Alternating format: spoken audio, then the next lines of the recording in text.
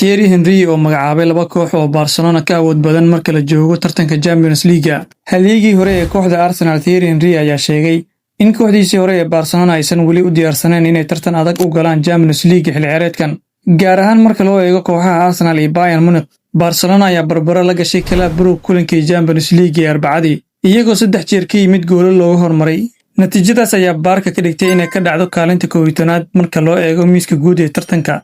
Haddii ay Barca natiijooyin wanaagsan keeni weydo kulamada soo socda, waxay halis ugu jiraan inay seegaan booska tooska loogu soo aado wareegga 16. Thierry Henry oo ka hadlayay barnaamijka falanqaynta ciyaaraha ee CBS Sports ayaa shaki geliyay falsafada uu ku ciyaaro Hans Flick, isagoo sheegay in difaaca Barcelona uu aad u furan yahay. Henry wuxuu tilmaamay in haddii arrimaha sidan sii ahaadaan, Barcelona aysan xitaa u dhawaan karin inay Arsenal iyo Bayern kula dagaalamaan Champions League. Kooxaha Arsenal, Bayern Munich iyo Inter Milan ayaa ilaa haatan ah kuwa ugu awoodda badan tartanka. Dhammaantood waxay leeyihiin 12 dhibcood maadaama ay guuleysteen dhammaan 4toodii kulan ee hore. Henry oo niyad jabsan ayaa sheegay, isku duwidda difaaca waa mid aad u liita ayuu yiri Henry. Champions League sidan looguma guuleysto aad ayay u adag tahay. Henry wuxuu xusay in dhibaatada difaaca Barcelona aysan cusbayn. Waxaa sidan oo kale dhacday kulankii PSG kii Benfica sanadkii hore ee El Clasico iyo kii Inter.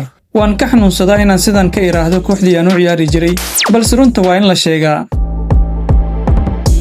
Fiidyo wanaagsan saaxiibayaal, intaas ayaan ku soo gabagabeynayaa warbixintii koobneed ee aan uga hadlayay wararkii ugu dambeeyay ee kubadda cagta. Haddii aad ilaa dhamaadka muuqaalka nala soo gaartay, ilaawan inaad muuqaalka like saarto sidoo kalena sii share gareyso.